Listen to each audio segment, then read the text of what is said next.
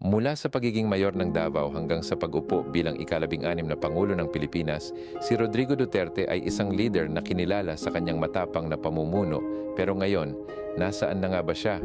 Sa kanyang termino, naging sentro ng usapan ang War on Drugs, Build, Build, Build program at ang kanyang matapang na pananalita laban sa mga kalaban niya sa politika.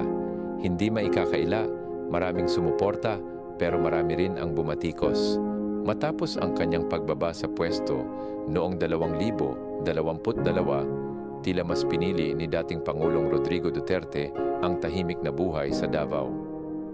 Gayunpaman, kamakailan lang, muling naging sentro ng atensyon si Duterte dahil sa mga isyu sa kanyang kalusugan at mga kasong isinampa laban sa kanya, kabilang ang pag-aresto sa kanya noong Marso 11, 2025, dahil sa arrest warrant na inisyu ng International Criminal Court, ICC. Ang tanong ng marami ngayon ay tungkol sa hinaharap ng dating Pangulo ng Pilipinas, Rodrigo Duterte.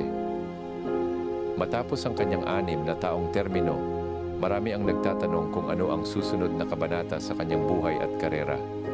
Sa kabila ng mga isyong kinakaharap niya, tulad ng mga kaso na isinampalaban sa kanya, marami ang nag-aabang kung paano niya haharapin ang mga ito.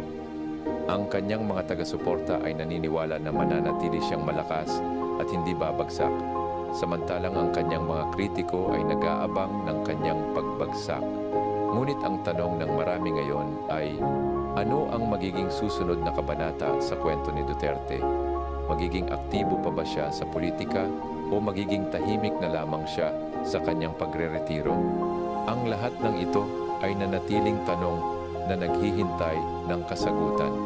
Ano ang opinyon mo tungkol dito?